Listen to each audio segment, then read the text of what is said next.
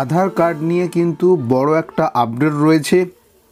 UIDAI থেকে জানানো হয়েছে নভেম্বরের শেষ বা ডিসেম্বরে আধার কার্ডে একটা বড় পরিবর্তন আসতে চলেছে। আমরা বর্তমানে যে আধার কার্ড ইউজ করি সেখানে আমাদের ফটো, একটা কিউআর, ব্যক্তিগত ইনফরমেশান থাকে, যেগুলোর কারণে অনেকেই সেটাকে মিস ইউজ করছে। সেটাকে পরিবর্তন করার জন্য ইউআইডি থেকে আধার কার্ডে একটা আমূল পরিবর্তন করতে চেয়েছে। সেটা কি? সেটা হচ্ছে, তোমরা দেখতেই পাচ্ছ, নভেম্বরের শেষের দিকেই আধার কার্ডে পরিবর্তনটা আসতে চলেছে।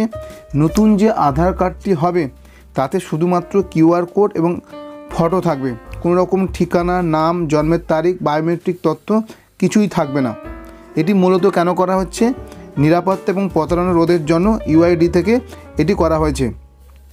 বর্তমানে আধারের যে অ্যাপটা রয়েছে আধার, সেটাকে কিছুটা পরিবর্তন করা হবে এবং নতুন একটা অ্যাপ আনা হবে, যা দিয়ে আপনার যে আধার কার্ডের কিউআরটা থাকবে এবং ফটো থাকবে, সেই কিউআরটা স্ক্যান করার জন্য ইউআইডি থেকে একটা আলাদা একটা অ্যাপস লঞ্চ করবে এবং আধার যে অ্যাপটা রয়েছে তাকে আপগ্রেড করবে।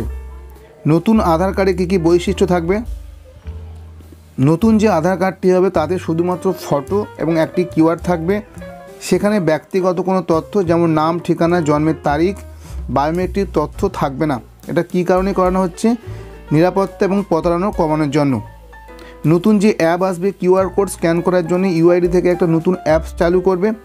বর্তমানে আধার অ্যাপটাকে পরিবর্তন করা হবে, মানে বর্তমানে যে আধার অ্যাপটা রয়েছে তার পরিবর্তে একটা অ্যাপ বানা হবে, যার মাধ্যমে ওই কিউআরটাকে স্ক্যান করা যাবে। এটাই হচ্ছে আধারের একটা বড় আপডেট যেটা হতে চলেছে।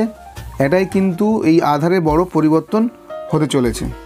যদি ভিডিওটি ভালো লাগে প্লিজ সাবস্ক্রাইব আর বেশি বেশি করে শেয়ার করে দিও।